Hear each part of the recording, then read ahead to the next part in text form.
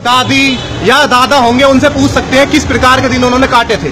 तो ये जो 60-70 वर्ष की आजादी है और इसमें हमारा समाज इतना फल फूल रहा है, तो ये कोई युवा ये ना समझे कि ये कावड़ लेने से आया है, कि किसी मंदिर में जाने से आया है, कि किसी और मतलब भोले का भक्त बनने से आया है या राम जी का भक्त बनने से आया है। ठीक है, जो राम जी के भक्त होंगे अच्छी बात है, हमें उनसे कोई लेना देना नहीं है, ना हमें राम जी से कुछ लेना देना। लेकिन हम ये बता देना चाहते हैं कि अगर समाज को आगे बढ़ाना है तो आपको केवल भीम पथ पर चलना पड़ेगा। और भीम पथ पर चलने के लिए आपको अपने समाज को आगे बढ़ाने के लिए उनके चैनल्स देखने पड़ेंगे, हमारे व्यूज सुनने पड़ेंगे, और जो विद्वान है हमारे समाज के बड़े बड़े उन सबके वो व्यूज सुनने पड़ेंगे, साथ ही साथ संविधान पढ़ना पड़ेगा। भारतीय संविधान के बारे में क्या कहेंगे? देखिए, भारतीय संविधान विश्व का सबसे सर्वश्रेष्ठ संविधान है, आप सभी बहुत अच्छे से जानते हैं। संविधान एकमात्र ऐसी चीज है जिसके तहत यहाँ देश के अंदर 6656 जातियां, तमाम महिलाएं, बच्चे, बुजुर्ग सभी को मान सम्मान प्राप्त हो रखा है। अगर हम बात करें मनुवादी संविधान की, तो दुनिया जानती है बहुत अच्छे से क्या हालात थे। ये वही देश हुआ करता था मनोज जी जिसके अंदर बच्ची को पैदा होते ही मार दिया जाता था। ये वही देश हुआ करता था जिसके अंदर सती प्रथा के नाम पर औरत को जिंदा जला दिया जाता था। ये वही देश हुआ करता था जहां हमारे लोगों के पीछे झाड़ू बांध दी जाती थी। ये वही देश हुआ करता था जहां पर हमारे लोगों को चूड़े चमार, नाई, धानक, तेली, ना जाने क्या क्या कह करके बुलाया जाता था, उनकी बहन बेटियों को उठा लिया जाता था। ये वही देश हुआ करता था जहाँ ठाकुर समाज के लोग या किसी भी दबंग समाज के लोग हमारी बहन बेटियों को उठा करके अपने घर पर 4-4 दिन रख लेते थे और बोलते थे कि हम इसका शुद्धिकरण कर रहे हैं। ये वही देश हुआ करता था जहाँ हमारे समाज के बेटे को पढ़ने का अधिकार नहीं था, बेटी को पढ़ने का अधिकार नहीं था। तो लड़ाई और झगड़े की बात तो बहुत दूर है। साथियों, मैं एक बात बता देना चाहता हूँ आपको, हम लोग उस समाज के लोग हैं जिन्होंने जंगलों में रह करके दिन काटे हैं। हम लोगों का इतना सा बच्चा मार मार के पत्थर हिरन मार दिया करता था।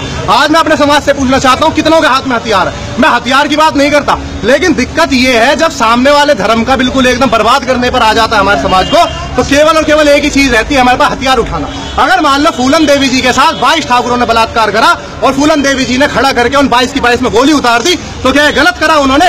मैं सभी समाज के भाइयों से पूछना चाहता हूँ, बहनों से पूछना चाहता हूँ, क्या ये गलत हुआ था? अरे किसी की बहन बेटी के साथ बलात्कार होगा तो मेरे को तो शर्म अपने समाज के भाइयों पे आती है कि जब हमारी बहन के साथ बलात्कार हुआ तो हम लोगों ने हथियार क्यों नहीं उठा लिया। तो यही बात चंद्रशेखर जी कहती है, यही बात हमारी आइडियोलॉजी कहती है। मैं ये देखना चाहता हूँ आज हमारे समाज के अंदर हर 10वां बेटा साहब कांशीराम की छवि में दिखता है, हर 10वीं बेटी बहन मायावती जी की छवि में दिखती है। लेकिन दिक्कत है ये हर 10वां और हर 10वीं है। जो बाकी के 1 से लेकर के 9 बच्चे हैं ना, वो कांवड़ लेने जा रहे हैं, वो मंदिरों में जा रहे हैं, वो हनुमान मंदिर जा रहे हैं। तो उन 9 भाइयों और बहनों को हमारे को सुधारने का ठेका हमें लेना पड़ेगा, क्योंकि ये समाज की लड़ाई हमारी है, किसी और की लड़ाई नहीं है। और साथियों, मैं एक और बात बता देना चाहता हूँ आप सभी को कि अगर मान लो हमारा बच्चा वहां कांवड़ लेने जाएगा, हमारा बच्चा केदारनाथ, बद्रीनाथ, दुनिया भर की इन जगहों पर जाएगा बिना अपना इतिहास जाने, जबकि हर कोई जानता है मनोज जी कि एक जगह बुद्धिज्म की जगह थी, सब जगह बौद्ध बुझार हुआ करते थे। ये सब प्रूव हो चुका है खुदाई के अंदर भी, लेकिन इस बात को कौन निकालेगा? निकालेंगे तो हम ही ना।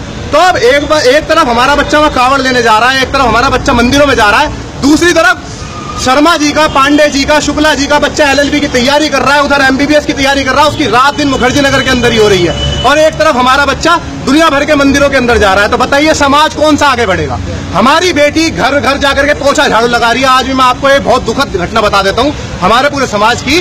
आप दिल्ली को छोड़ दो, दिल्ली वालों को तो दिल लग रहे हैं, मैं साफ बोल रहा हूँ, दिल्ली वालों को तो दिल लग रहे हैं। आप पूरे भारत के अंदर चले जाओ, और मैं ये बता दूं ये दिल्ली भारत नहीं है, पूरे भारत के अंदर 99.99% बच्चे, गुड़िया, गुड्डे जो छोटे काम करते हैं, कहीं मजदूरी का काम करते हैं, कहीं घरों में सफाई का काम करते हैं, साफ सफाई का काम करते हैं, सब हमारे समाज से आते हैं। क्या हमारे समाज ने ठेका ले रखा है?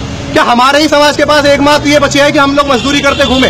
अरे हम सम्राट अशोक के वंशज हैं, हमारे राज में इस देश की सीमाएं ईरान इराक पार करा करती थी। अरे हमारे डर की वजह से सिकंदर जैसे महारथी झेलम नदी पार करने से डर गए, क्योंकि उन्हें पता था यार चंद्रगुप्त मौर्य बैठा है। कि हम हिंसा का वो समर्थन नहीं करते, लेकिन हम जब शूरवीर हैं, जब योद्धा हैं हम खून से ही, तो कोई हमारे को रोक कैसे सकता है? तो मैं केवल एक बात ये बता देना चाहता हूँ अपने समाज को कि सभी इकट्ठा होंगे, अपने युवाओं को आगे निकालेंगे, युवतियों को आगे निकालेंगे, तब जाकर के समाज कहीं कुछ बड़े ओहदे पर पहुंचेगा। बहुत बहुत जय भीम। साथियों, अभी आज